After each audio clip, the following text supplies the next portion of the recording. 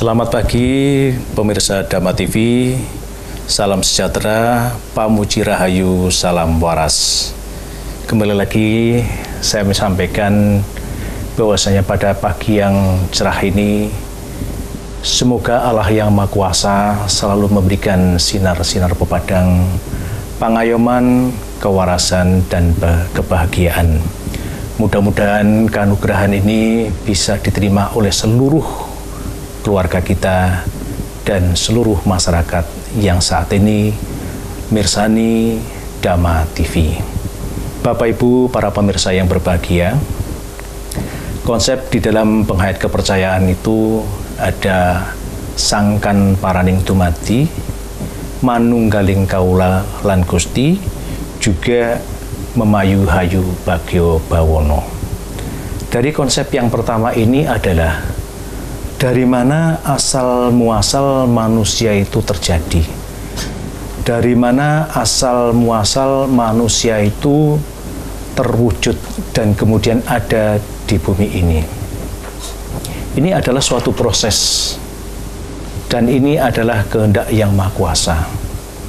Pertanyaannya adalah, setelah manusia itu lahir, kemudian berkiprah di dunia ini, dia memiliki masa akhir.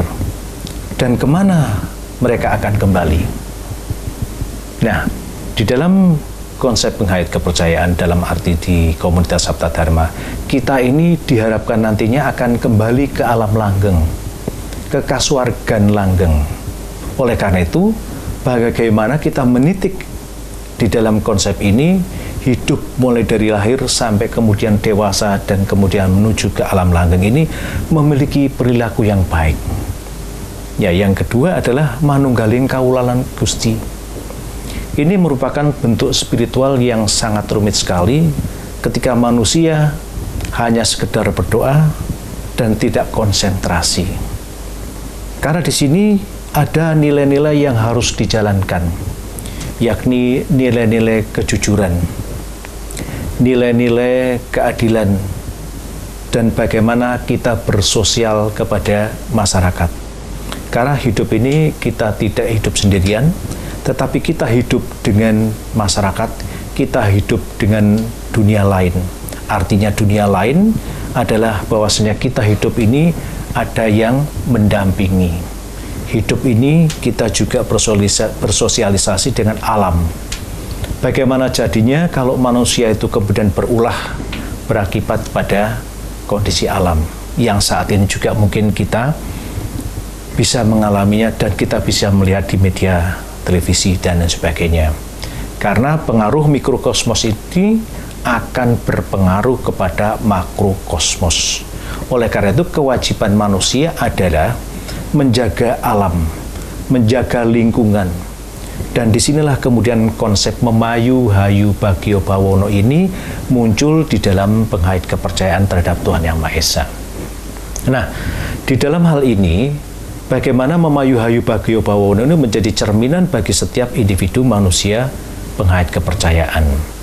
Karena memayu hayu bagyo bawono ini adalah bawono alit dan bawono gung. Bawono alit adalah kepribadian kita, di mana kita diharapkan untuk bisa menata nafsu kita, anasir-anasir yang ada di dalam pribadi kita. Kita memiliki keinginan-keinginan. Ya, karena kita bisa melihat, kita bisa mendengar, kita bisa mengecap, kita bisa merasakan. Nafsu inilah yang kemudian harus dinetralisir. Nah, kalau kita sudah mampu menetralisir hawa nafsu ini, maka kita akan mendapatkan luhuran dari Allah Yang Maha Kuasa. Kita akan mendapatkan petunjuk-petunjuk dari Allah Yang Maha Kuasa. Nah, mulai dari sangkan paraning dumati, manunggaling kaula lan Gusti, dan memayu hayu bagyo bawono ini adalah konsep satu kesatuan yang utuh di dalam penghayat kepercayaan terhadap Tuhan Yang Maha Esa. Sehingga bagaimana manusia penghayat kepercayaan ini yang merupakan nilai-nilai luhur, nilai-nilai adat, nilai-nilai tradisi ini tetap kita jaga. Kita memang masih mengadakan selamatan, kita masih mengadakan suguh, kita masih mengadakan tradisi-tradisi seni dan sebagainya. Itu adalah bagian pelengkap di dalam kehidupan kita dalam memayu-hayu Bagyo Bawono. Bagaimana kita bisa mempercantik dunia ini, kita bisa mempercantik pribadi kita sendiri ini. Ini adalah sebuah proses, dan proses ini dilalui begitu rumitnya dan banyak rintangan. Karena menjadikan orang yang berbudi pakarti luhur itu tidak mudah. Banyak hal yang harus dirintangi. Banyak hal yang harus kita lalui. Rintangan-rintangan ini tahapan demi tahapan harus kita lalui. Kita pernah menjadi anak kecil, kita menjadi dewasa, kemudian kita menjadi orang tua. Tahapan menjadi anak kecil ini perlu bimbingan dari orang tua. Sehingga kita nantinya kelak memiliki budi pakarti, memiliki moralitas yang baik.